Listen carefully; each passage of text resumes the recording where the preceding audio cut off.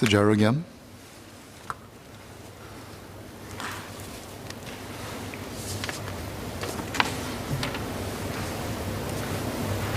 So I thank Mr. Xie for his questions on my speech. I believe I actually explained that quite clearly in my speech just now about why I think that even with the removal of Clause 8, F and G, the minister will still have all the powers he needs to stem hostile foreign interference. I mentioned that Clause 7, which defines what the public interest is, already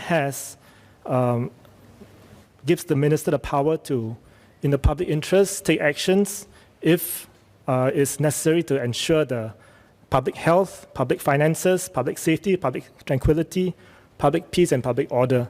All those are already in Part 7, in Clause 7. And so there's no reason why the minister cannot use those clauses to invoke directions in the national interest, in the public interest. So I don't believe that it's necessary to have such a broad and wide-sweeping catch-all clause, which is what we believe Part F and G are, in order to give the minister the power that he needs. He has already all the power that he needs.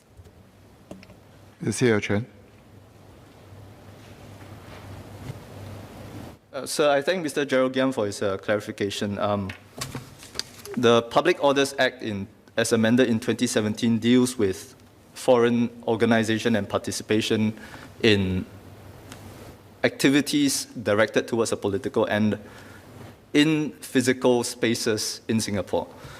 And so, as we debate FICA, I think it is quite clear, and I think we can all agree, that the same logic and the same definition should apply to even more nefarious and insidious threats in the online space that can apply to both Singaporeans and foreigners.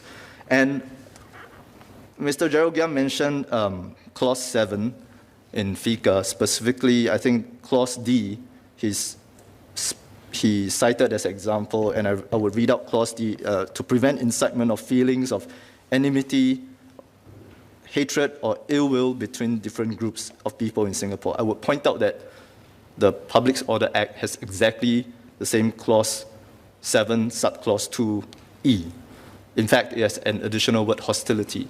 So I think the construct of Public Orders Act and FICA are essentially the same, and I don't see why the Workers' Party, who had no issue 4 years ago, should have the issue today. Mr. Giam, keep it brief, please. Firstly, I'd like to point out that the Workers' Party opposed the Public Order Act. And with respect to Mr. Xie's specific points that Part A to E are inside the Public Order Act, yes, it is, but Public Order Act does not have Part F, where it says, I'm talking about 7F, to prevent any foreign interference directed towards a political end in Singapore. So Part F, 7F, leads on into 8, where it defines the political end in Singapore.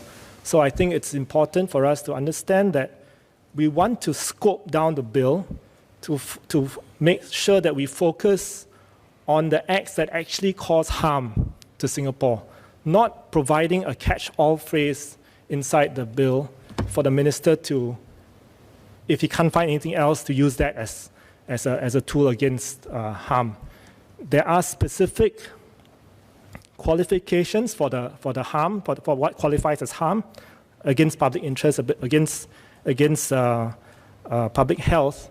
So I've given examples how, if let's say there's a threat to public health, the minister can take action on that.